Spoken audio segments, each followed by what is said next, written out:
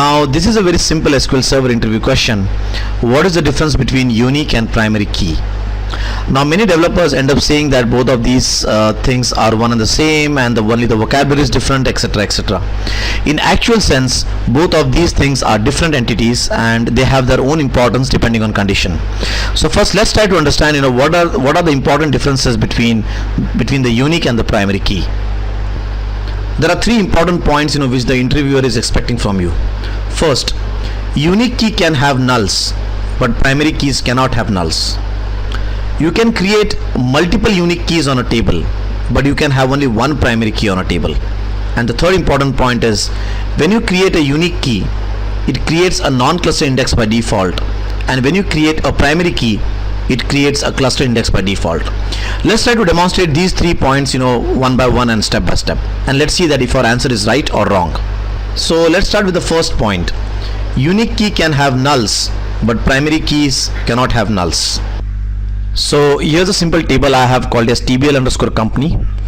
Let me first go and try to create a simple primary key on this column, and let me try to see that if it allows nulls. So let me just click on this checkbox called as allow nulls, and you can see that basically I'm getting an error here saying that we cannot set a null property on a column which is having a primary key. So nulls property cannot be set on a column which is part of the primary key.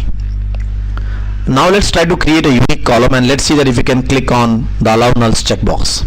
So in order to create a unique column, you have to go to the indexes and keys, you have to add a key, and you have to select that the type of the key is unique key. Okay, and let's give a name to this unique 1. Okay, and close this, and let me save this.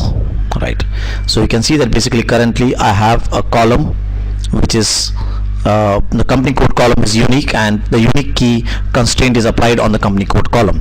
Now let me try to go and click on the allow nulls checkbox, and let me try to save this. So you can see that basically I am able to click on the allow nulls checkbox on a column which is a unique key. Now let's talk about the second point. We can create multiple unique keys on a table, but we can have only one primary key on a table. So let's try to demonstrate if this is right or wrong. So I have again taken the same table. So let me go and set this as primary key. So I have set the ID column as primary key. Now let me go to the company code column and let me set that as a primary key.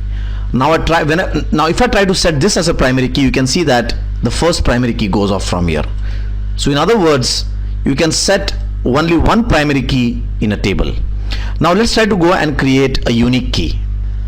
So in order to create a unique key, again let's go and click on indexes and keys, and let's say add, and let's give a name to this saying unique 1. Okay, and let's say that this is a unique key. So unique key, so we are creating the first unique key on company code column. Now let's go and create one more unique key called as unique key 2, and this time we will select company ID. Okay, so we have unique 1 and unique 2. Let me close this and let me try to save this, and let's see if it works. It works. So you can see that in this table I have two unique keys. One is on the company code column and the other one is on the ID column. So coming back to point number 2, we can create multiple unique keys on a table, but we can have only one primary key on a table. Now let's move ahead to the third point. Unique key creates a non-cluster index by default, and primary key creates a cluster index by default. Let's try to see a demonstration of the third point. So as per the third point, whenever we create a primary key, so when we set this as a primary key, by default what happens is it creates a cluster index internally. So you can see that basically this primary key has created a default clustered index on the ID column.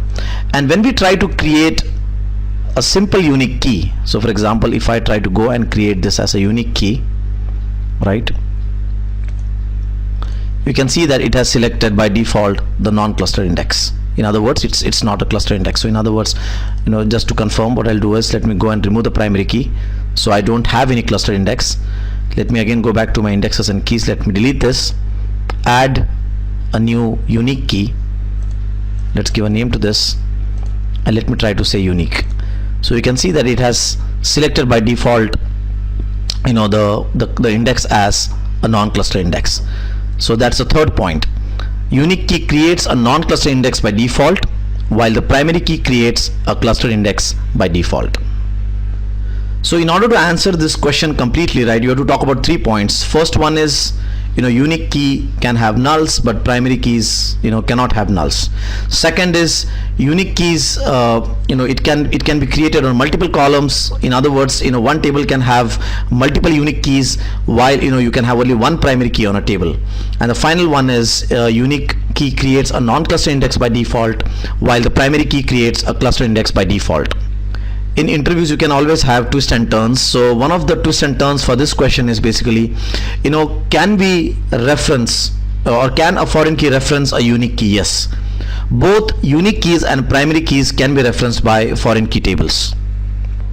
This question was related to the SQL Server topic, and in the same way, you can have other basic questions which can pop up, like for example, some basic questions on normalization, denormalization, on database design, on SQL syntaxes, that is inner joins, left joins, right joins, group by, union all, those kind of typical SQL syntaxes, and must be some questions on performance tuning, etc. So what we would suggest is, do log into your Questman video account and have a look at the performance tuning as well as the SQL basic videos, so that basically any kind of twist and turn questions you get, right, you can answer them properly.